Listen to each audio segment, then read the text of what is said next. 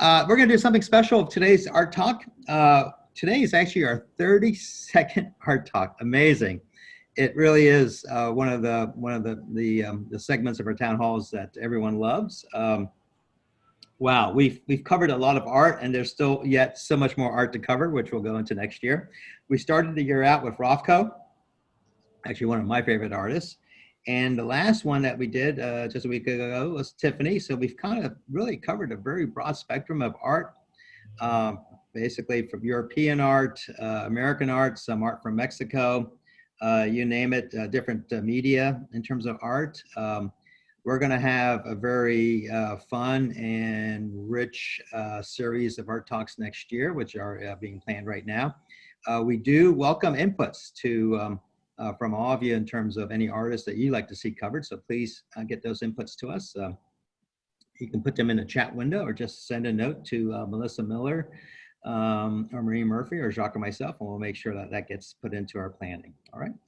Hey, AJ, you're right about the art. It's been interesting. Everything from some of the greats like Picasso and Matisse to some of the fun ones like Eric Carle.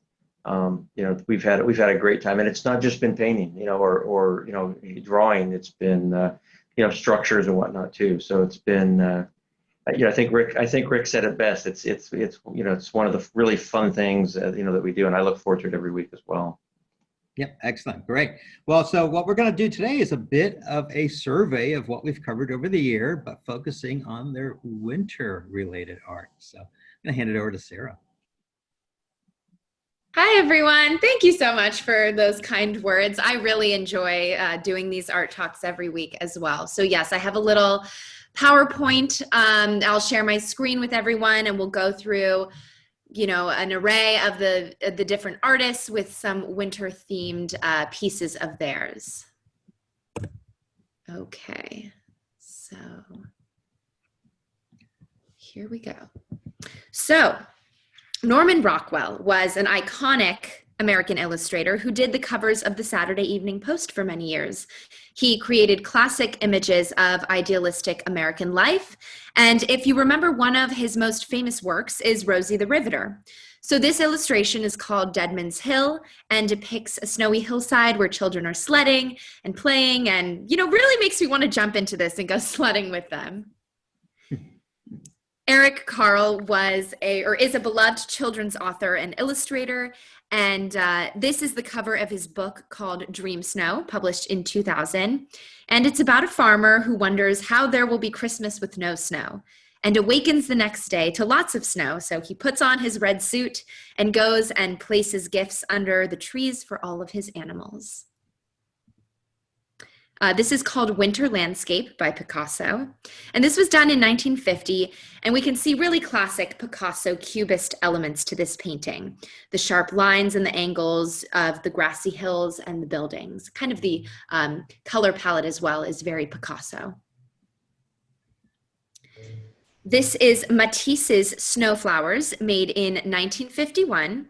And later in his life, Matisse's health really decreased. So he started focusing solely on making cutouts, as it was easier to do from a chair or in bed. And he had help from his assistants in terms of, how to place the shapes together. So this piece is made from paper cutouts and watercolor. And the shapes of the flowers are modeled after the snowdrop flower, which is kind of a bell-shaped flower that hangs from its stem. So I love this one. Marc Chagall, if we remember, was a Jewish painter from Belarus that experimented with a lot of different styles throughout his career. So this painting was made in 1930 and depicts a snowy village with what I believe is maybe a goat of sorts on the roof, a goat, maybe a reindeer. It could be Chagall's interpretation of Rudolph, but I was having some trouble finding exactly what animal that was on the roof. And this painting is gouache, which is kind of a slightly thicker watercolor paint on cardboard. So Ansel Adams was a photographer and conservationist from San Francisco.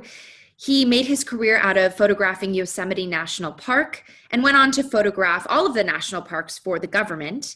And this is obviously one of his photos from Yosemite, taken in 1944.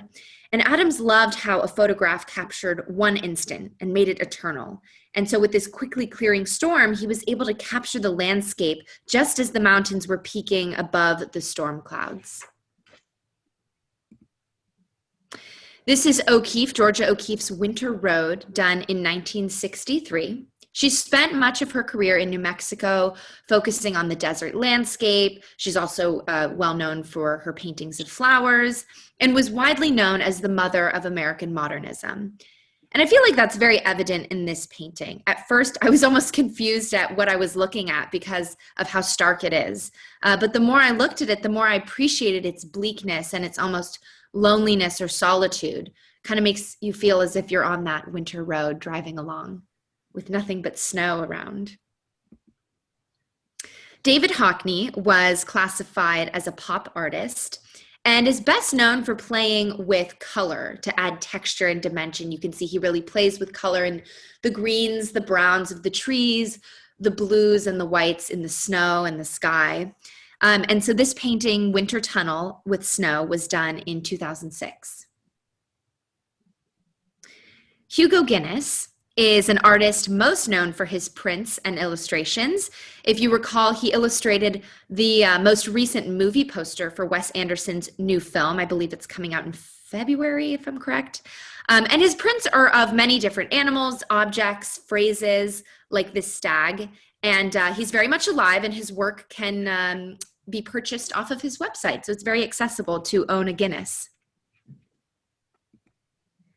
So Winston Churchill obviously was the Prime Minister of England, but also is classified as a British impressionist.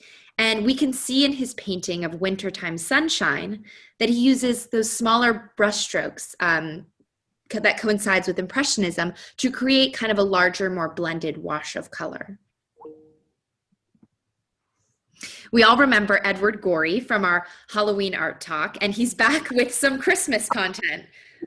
Gorey was a writer and illustrator that had a very macabre nature to his work. So this is called The 12 Terrors of Christmas, done in 1993, and kind of reminds me of the movie The Nightmare Before Christmas, if anyone's familiar with that movie, kind of just how Halloween and Christmas coincide. Henri Cartier-Bresson was a magnificent travel photographer that captured history as it unfolded. If you remember, he was with Gandhi when Gandhi was assassinated. Cartier-Bresson was also captured by the Nazis while serving as a war photographer during World War II. And here is one of his lesser-known images in Hamburg, Germany in the winter of 1952. This is an installation of James Turrell's at the Ringling Museum in Florida. And Turrell creates installations where light and space interact. If you recall his huge project in Arizona, the Rodin Crater, where he's turning a crater into a naked eye observatory.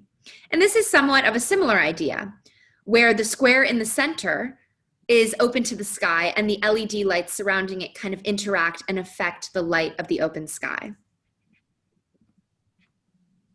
We revisited the street artist Banksy a couple weeks ago and talked about his cheeky but often very politically charged stencil street art.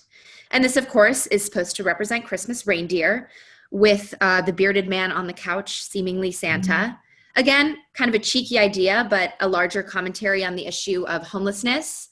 And, you know, to go even further, being homeless during the holidays, which, you know, is supposed to be kind of a time of joy and family and community for everyone. So that's kind of just a recap of some of the artists we've talked about this year. And again, I just want to say thank you to AJ, to Liz, to everyone at SMA. I've really enjoyed doing these art talks. I've learned so much about artists. I hope you all have learned a little bit about art, and I hope everyone has a happy holidays. Thank you, Sarah. It's been great having you, and we'll continue that into the new year. So, do we have any questions?